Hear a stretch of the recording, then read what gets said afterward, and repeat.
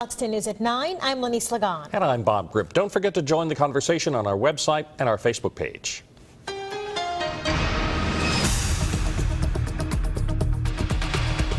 And you're taking a live look at Midland City, Alabama. This is where we're expecting to hear from the special agent in charge of the Mobile FBI office, Stephen Richardson, and others.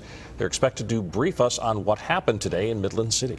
That's right. As we've been reporting since the news broke during our 4 o'clock newscast, that hostage situation ended this afternoon at around 3 o'clock when law enforcement decided to breach the bunker. We understand the 5-year-old child, little Ethan, is safe, and the suspect, Jimmy Lee Dykes, was killed, or he is dead. We are not sure how he died. Let's go now to Fox 10 News reporter Andrew Perez, who is in Midland City.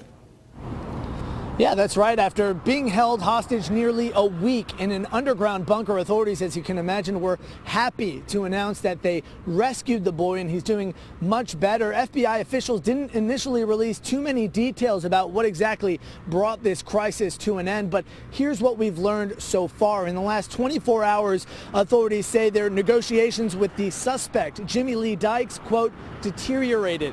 They say they observed Dykes with a gun in that bunker. He was agitated. So negotiators say they feared for the child's safety. Now, exactly how events unfolded is unclear right now, but we're told just after 3 p.m., FBI agents stormed the bunker and rescued the child. Dykes was shot and killed. Some said they actually heard all that commotion. Take a listen. When I got a call, I was in Dothan, a few miles south of here, from my son, that they had heard an explosion, and he had actually said he heard what he thought to be some gunshots. So we was very nervous at that time because we didn't know if this was something that Mr. Dykes may have caused, and the little boy might not be here with us. But then when we heard that little boy was all right, it, of course, a tremendous weight off our shoulders, and we're just so happy and excited that this young boy is free and has already been reunited with his family.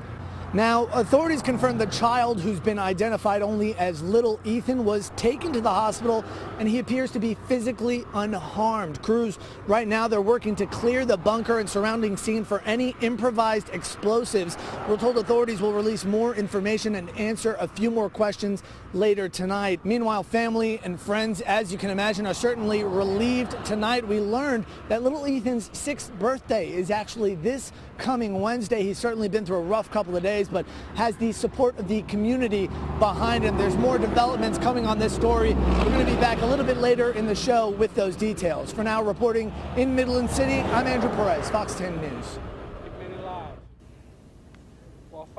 And there's the Dale County Sheriff, Wally Olson. I would like to take this opportunity to thank all the law enforcement agencies and first responders personnel and their tireless hours of dedication throughout this incident. I would also like to offer a special word of appreciation to our community for its efforts and support and prayers during this ongoing investigation. This time, we'll take a few questions. You need to speak loudly, please. Yes, ma'am. Did he have any interaction? Did Mr. Dykes and Mr. Poland have any interaction that morning, or even before this all happened?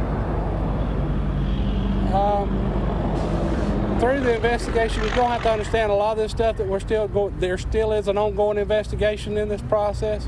So some of those questions will probably be answered later. Yes, sir. Was Mr. Dykes armed? I can't hear you, sir. Was Mr. Dykes armed when law enforcement went into that bunker?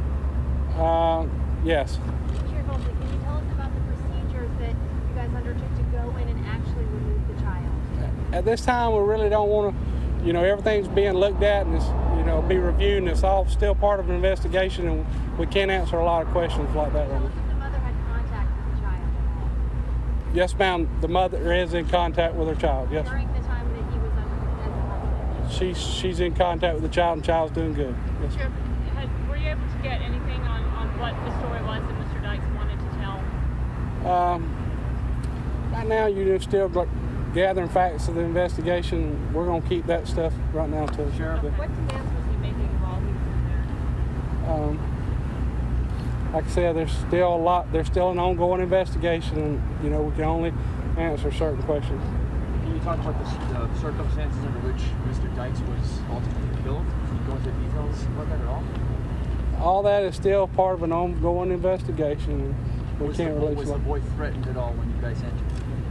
Yes, we had reason to believe that's why we went in to, to save the child. How did you know that you had a weapon, Mr.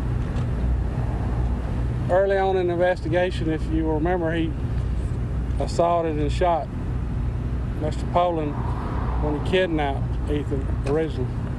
Did the boy witness what happened to Mr. Sykes? We had a whole busload of children who witnessed what happened. No, I'm in the bunker today. Right now, they're still collecting and gathering facts. We still got a scene to process. There's still an ongoing criminal investigation and a lot of things I can't release at this time. Sheriff. All right, that was the Dale County Sheriff Wally Olson answering a few questions, really not many, about what happened today in Midland City. Again, the suspect in the case died. We don't know exactly how he died. And the little boy, described as Ethan, was rescued and is now back with his parents.